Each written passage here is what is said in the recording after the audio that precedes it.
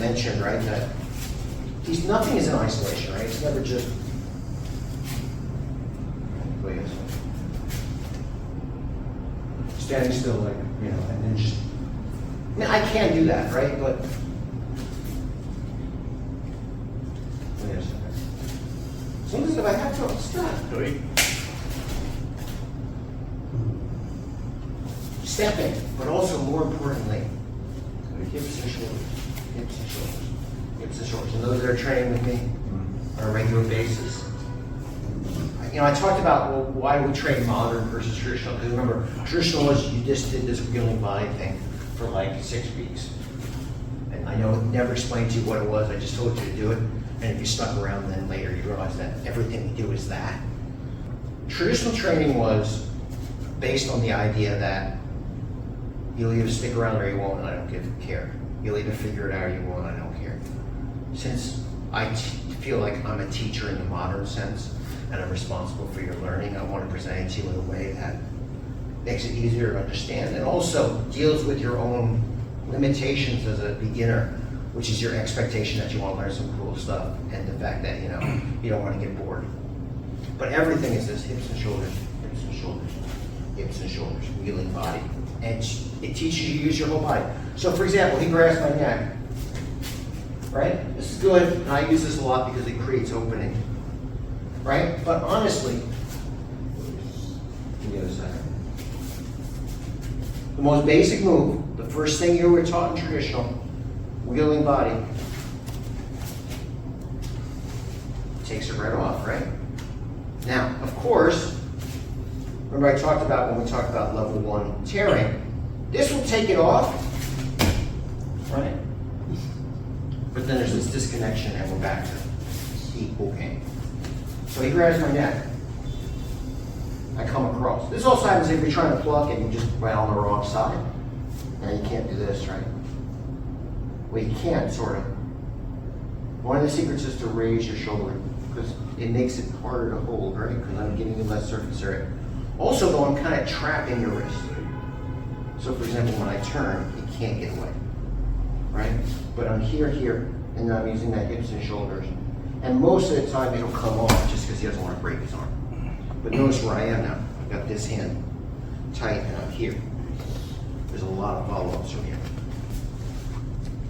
I pin it so it can't go away. More than anything, this is a pin. Shoulder comes up, and the wheeling body turns. And he's going to tell you he feels a lot of pressure to come out. And then I have what we call a 2-on-1. And I'm here, so it's hard for him to hit me with the other arm, right? Because you have to come all the way over here. There's a million follow-ups from here, but I want to get you just here. Grabs on the other side, so you can see it from the other angle. This is a pin. Shoulder comes up, right?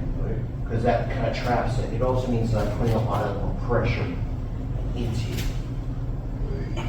Now, for those, step back for a second. For those of you who do the Kung Fu and you can help. Come back.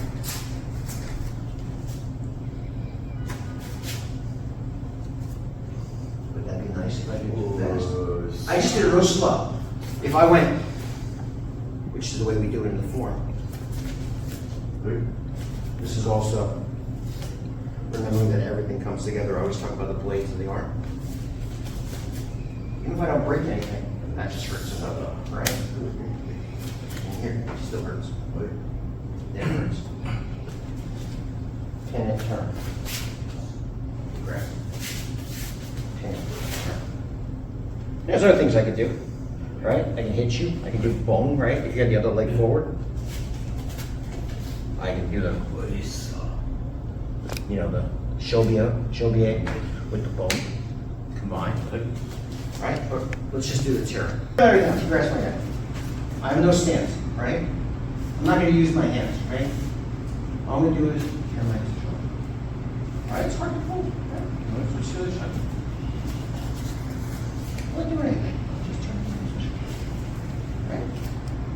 That's enough, right? I'm going to tell you that's not a comfortable position, right? All I do is turn my hands and shoulders. I always want to stay in front of him. So this is still in front of him. Right? And I see how he is. I shoot my arm straight in. Right? Go the other side. Right? I turn, I shoot my arm straight in. Now is that bone or Or is it Chun Shuai? Yes. Yes. I get hit him and then slide it through. Right? Right? And then I use Gua to open him up so I can choke him. Right? Start by going Chun. Never seen that. It's not like it's in every form repeated 10,000 times. Boom. Boom.